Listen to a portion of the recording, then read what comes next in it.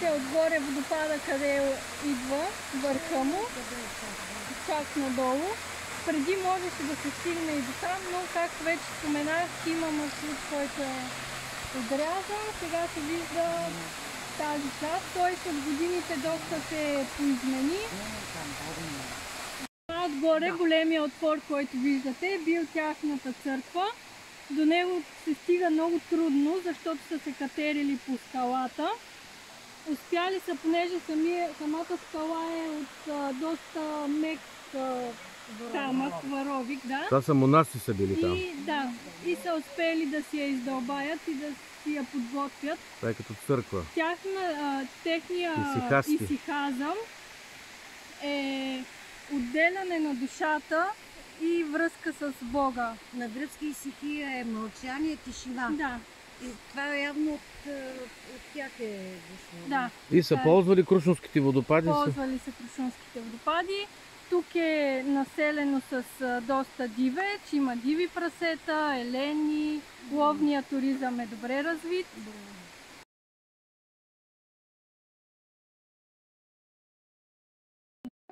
През Втората световна война германците са държали боеприпасите си до песента на 1944 година, когато България сменя съюзниците. Германците са трябвало бързо да се изтеглят от пещерата, нямали време да изнасят боеприпаси и каквото са помещавали, затова мислили да взривят цялата пещера и да затрупат всичко. Опънали. Както виждате, позицията е доста добре укрепена, за да може да се отбранява. В близост до пещерата е било поставено военно поделение, за да може да охранява. Тук са били цистерните, ето. Да.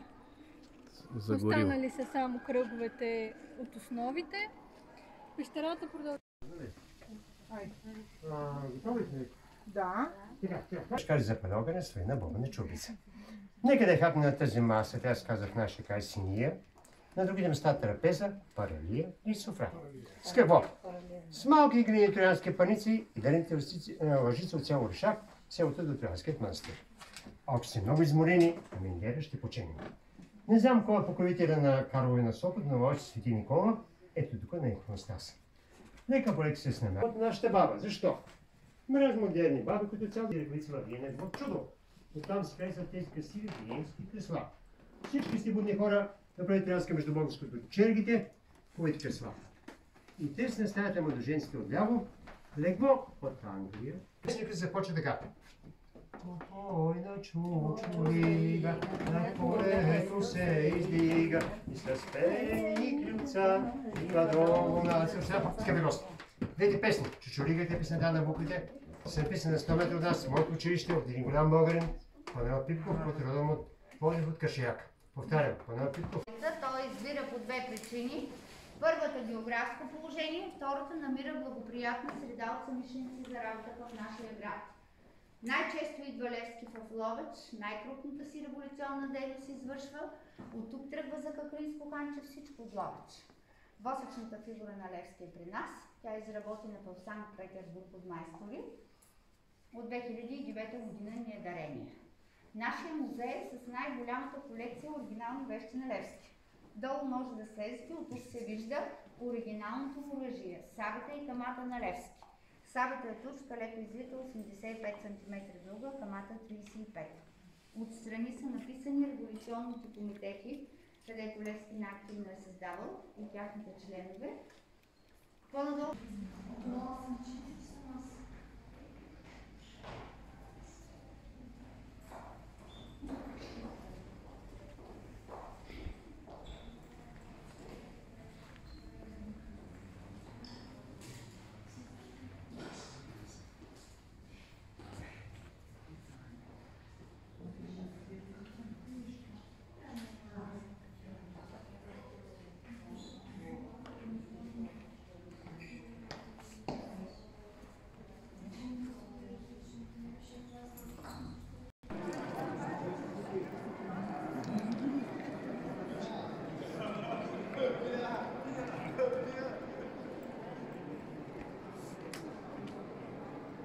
Всички, които вярват в името на Божия Син и го служат, защото който не вярва вярвам в Божия Син Господ Исус Христос.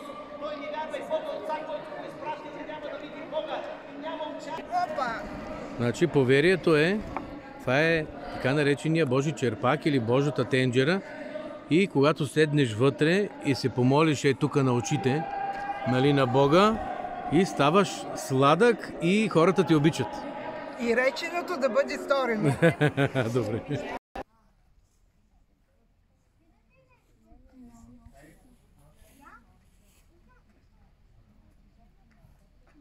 Айде! С Богом! Чао! Да виждам чашка. Ето, това е дегустация Кой не съм дала да опитам? на крокмач и на джанкова ракия без захар от джанки. Опитайте го. Няма. На пещерата очите на Бога. Аз като гледам всичките има. Всичките ли има? Добре. Господина, ако искате да се тръгнете и ви е хладно, тук нагоре, то е светнато назад по цялата алея, няма проблем да напуснем. Но само по алеята се движете, да не ви търсим после за образование. Вие какво? Това е нашият подземен пещерен орган. Браво. Браво.